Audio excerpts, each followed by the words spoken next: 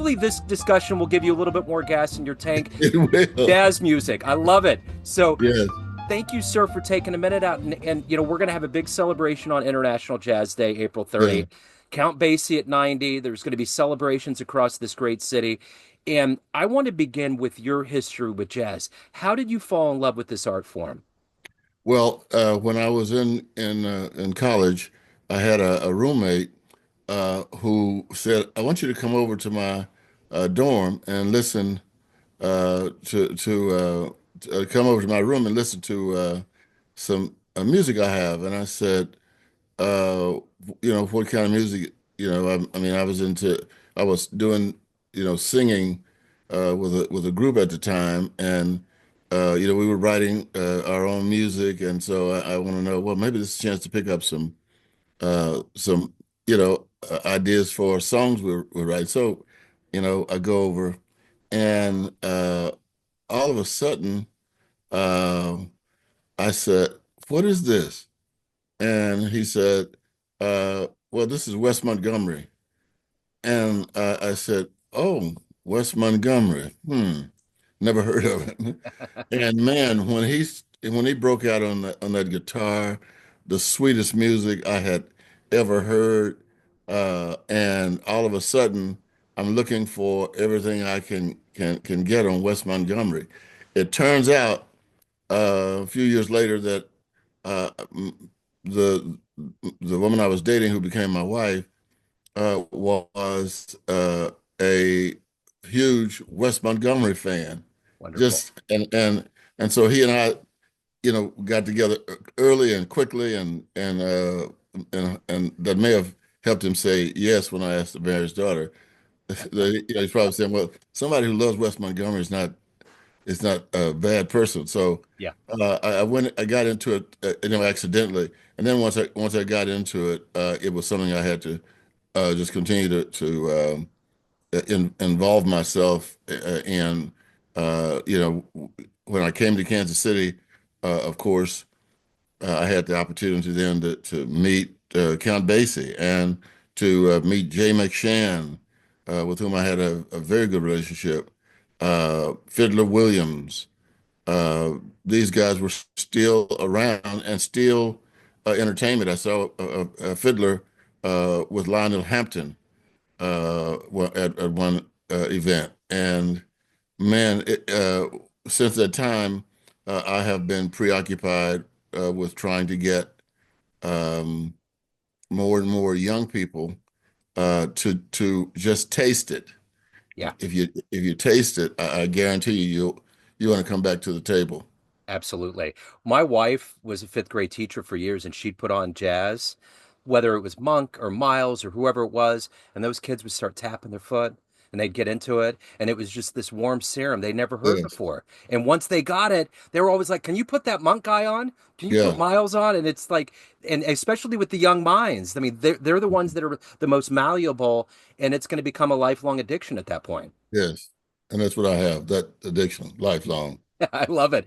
So in 2016, you pushed the proclamation of Kansas City being the home of jazz. What was that like to actually have that distinction? Well, because I think that historically we are absolutely under the reality of a history that says jazz was born in Congo Square in New Orleans. I don't think anybody questions that. What I was raising to members of Congress was, and Cedric Richmond, who was a member of Congress representing New Orleans at the time, and I said to them, look, I have no argument. This is not an argument. But I said, you got to understand, Kansas City was born in New Orleans, but it grew up in Kansas City.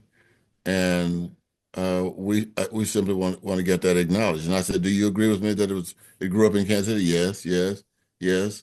But I think uh, because we're getting a little more attention in New Orleans because they had a particular kind of jazz, more brass band sound than we had here. That there was something unique about the Kansas City sound that was kind of helped to reach international proportions by the chicken eating saxophonist who was born in KCK, Charlie Yardbird Parker. So Yeah, there was a uniqueness to our sound. And I was telling my staff just yesterday, I can't remember how we got into the conversation, but I was telling my staff just yesterday, I said, you know, you have to understand that the dances we have now, you know, that they're just, you know, people, you know, hit the beat and they bob and weave and so forth. But back then, in the 40s and 50s, you know, there were dances, and they said this is the latest dance craze. yeah, Well, the Kansas City Swing was one of those, maybe one of the first, uh, you know, international dance crazes, and it was created right here in Kansas City, yeah, unintentionally. People just doing what they do, and it hit the world. And if we'd had all of the means of communication that we have today, like what you and I are using right now, there is no telling what could have happened yeah. for the whole world. But uh, the the swing was it, and I'm trying to make sure that as many young people understand that as possible. I mean, uh, everybody wanted to come to Kansas City. Yeah. Yeah. And speaking of swing, Count Basie, the 90 years celebration, we have these events that memorialize these stalwarts that have really brought this art form, and it counts one of them. What does it mean to have Kansas City celebrate this man, this art form, and this and jazz in general? What does it mean for you?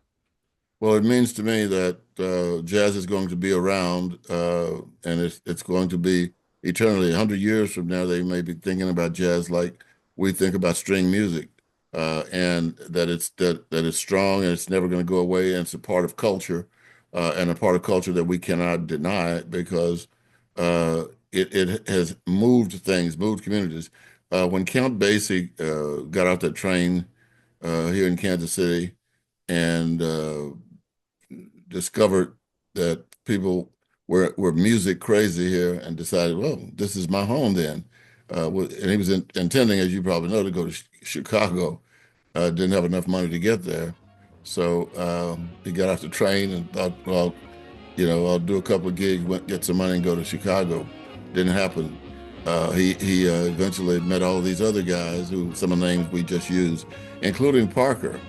And the Kansas City music industry, if you will, was launched, and it shall never return again to a time where this city doesn't move with the beat of the count. And I, you know, I didn't even realize the royalty uh, uh, whose hand I was holding when I first met him. It was unbelievable, unbelievable.